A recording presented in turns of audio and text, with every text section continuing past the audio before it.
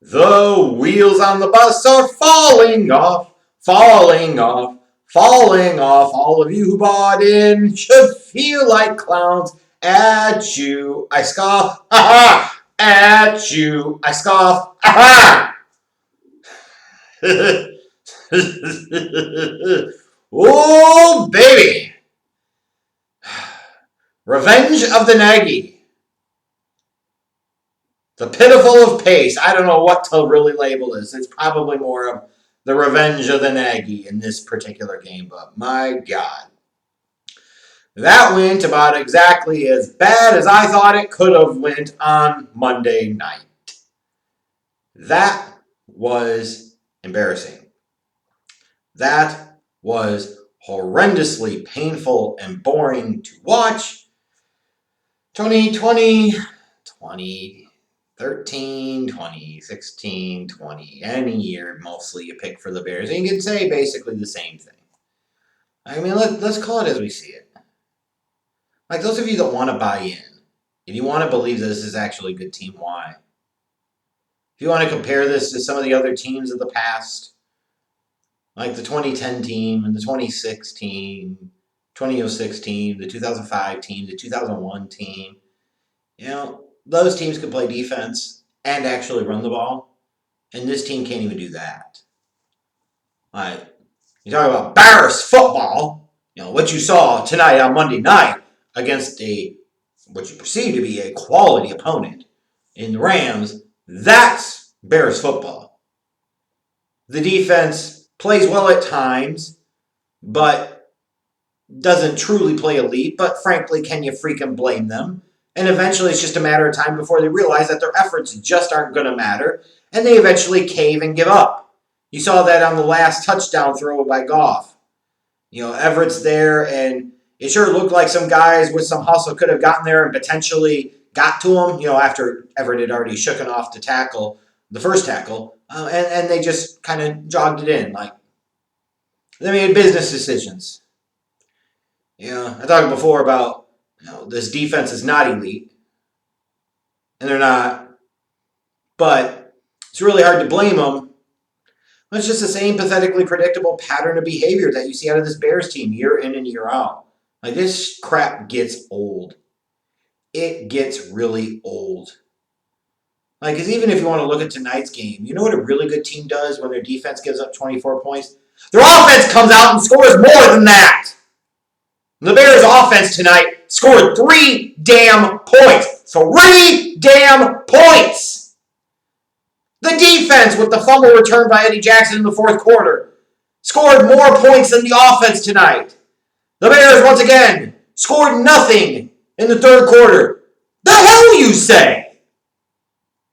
And this is like peak of the Ryan Pace, Matt Nagy era in Chicago, isn't it? When you look at it, your quarterback 1 sucks. Your quarterback 2 sucks. So what are you going to do? You go from Trubisky to Foles. You're going to go back to Trubisky. I could sit there and say tonight, watching the game at several moments, I sat there and said, well, shit, Mitch could have done that.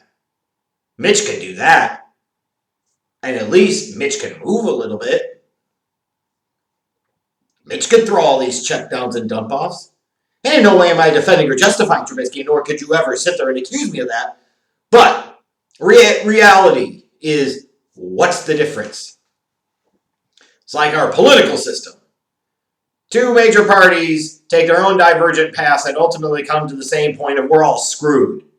That's exactly what Foles and Trubisky are. 2 paths that ultimately end up in the same destination. The Bears are effed.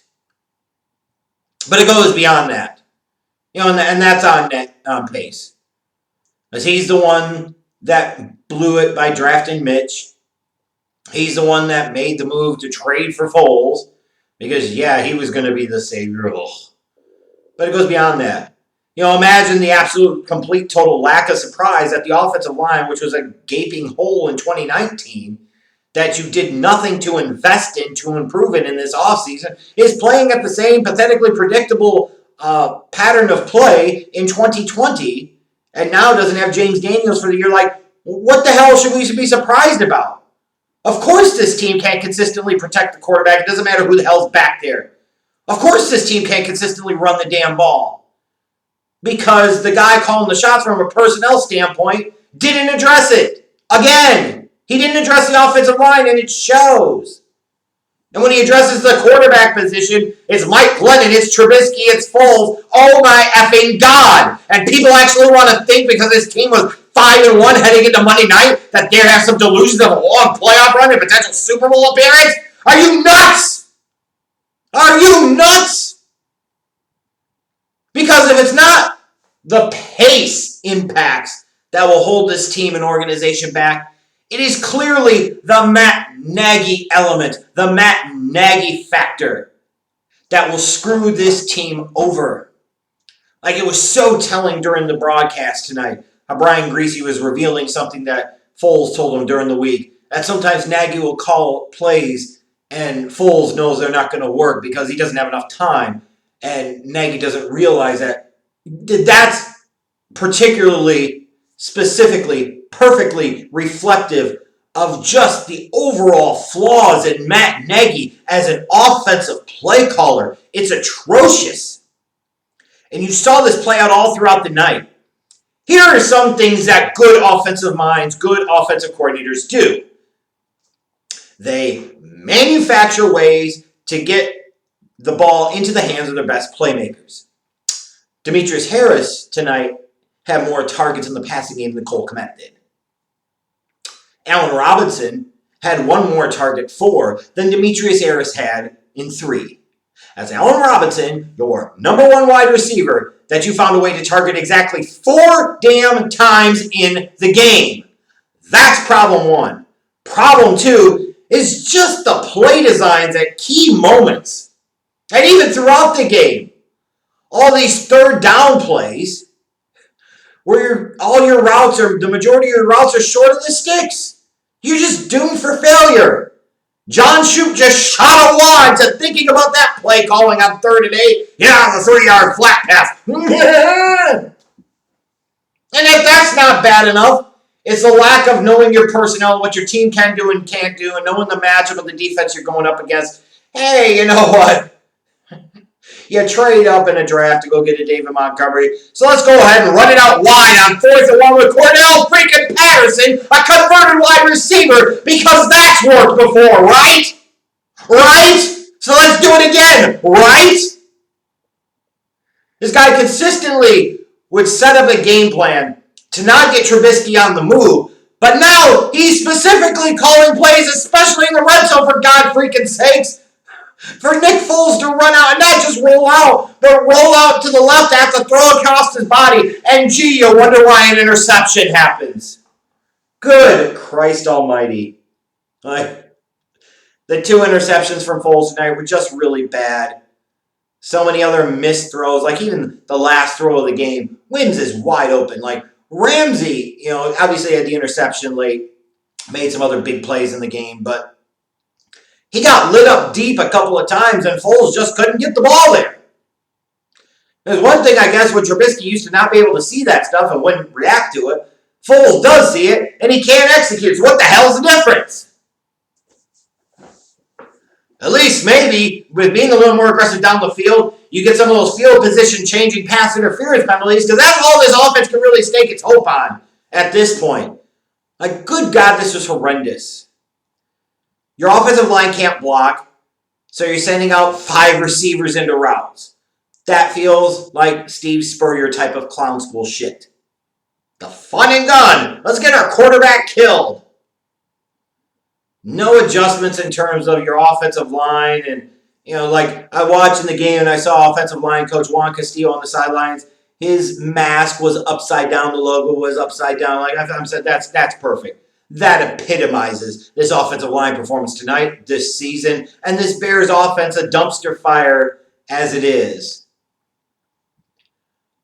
Like, this is noontime Nagy all over again. This guy gets into prime time sometimes, and he just shrivels up. Like, his decision-making is atrocious. His play-calling designs are horrendous.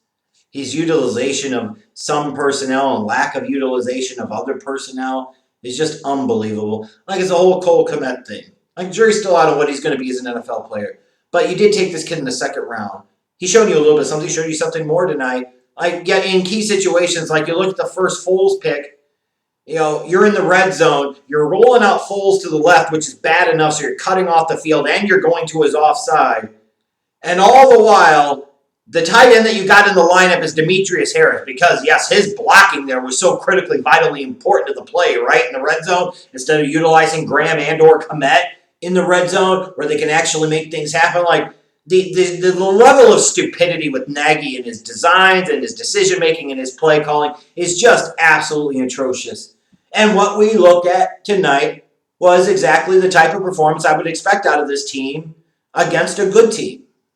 You can say, well, they beat the Bucs. Yeah, they barely did that. You can say, well, they beat the Panthers. They had to hold on tight to do that. And you still can even kind of question just how good of a team the Panthers really are. Like, how do you think this is going to get better? Like, where do you think this is going to go well? Like, this is just clown school stuff now. Aren't you tired as Bears fans of accepting mediocrity? Aren't you tired of the same pattern of play? Hoping the defense can truly dominate, even knowing, especially in today's modern NFL with the rules and so forth and style of play, that's highly unrealistic. That you need a goddamn offense that's going to be able to score more than 3 points against a credible quality opponent. Like, this is a playoff type of game. And for both teams, this is a playoff type of performance. Like, imagine looking at this game tonight and thinking that Matt Nagy in any way, shape, or form is even in the league or stratosphere of a Sean McVay as an offensive mind, as a play caller. Like, what you saw at times from McVay tonight was beautiful. He was rolling Goff out, utilizing different formations, utilizing different rhythms. And the Bears have no clue what to do with any of that stuff. Like, you look at the one touchdown pass to Josh Reynolds. The Rams break the huddle instantly, get right in place, snap the ball. The Bears are scrambling fucking all over the place on defense. Why can't the Bears do that? What the hell happened to the mad scientist Nagy in 2018? I was doing all these Philly specials and all these other gimmicks and tricks. We see none of that now. Like, after the one successful season you had as a play caller and as a head coach where you actually got to the playoffs, now you stop doing those things. Like, you can blame personnel until you're blue in the face, and yes, the Jimmies and Joes suck, but the X's and O's and the leadership of this team is absolutely horrendous. Matt Nagy should be surrendering his play calling duties immediately, but unfortunately his ego won't allow him to do so. Instead of taking any real responsibility or accountability for what happens, absolutely nothing will effing change. Like, maybe this team does win 10 or 11 games and they slide in the back door of the playoffs and get a wild card matchup. And what? That's the doomsday scenario. Because then you're getting Nagy and Pace contract extensions when they don't deserve them. And you're stuck with another year of a crappy offense, a defense that's going to get another year older, with a team that's lacking depth all over the place because your idiotic general manager continues to take an aggressive approach in the draft all the damn time and doesn't get a quantity of picks. He always wants to focus on trading up because he doesn't know how the hell the draft works. Like, all of these things just kind of manifest themselves. And now next week you go back home, sure, but you got the Saints. So you got a quality opponent. Then the week after that, you got to go on the road and you got to face Tennessee, who's 5-1 right now. Yeah, good luck with that. Team's a hell of a lot closer to 5-4 than 7-2. And you look at things like point differential, the Bears are on the minus for the year. Like, those are the types of things that are a true reflection of who this team is. Like, if you were looking at this game tonight, like I kind of was, to find out what you were truly going to expect out of both of these teams, who the Bears and the Rams really were, because the Rams, to be fair, their 4 wins were all against the NFC least, so that shit don't count. Like, this was a chance to actually see who they really were. This was certainly a chance for the Bears in prime time to see who the hell they were. What you saw was one team that was balanced, that could hurt you on offense and defense, that had impact players on both sides of the ball, as a coaching staff that know what the hell they're doing, and then you have the Chicago Bears. It's that simple. For all of you that wanted to buy into that early start, it doesn't mean anything. It's all hollow. They're garbage. This offense is the same as we always see, actually worse, because now they can't even run the ball. Like one of the true tenets of Bears football, and they can't even do that right. Fire all of them.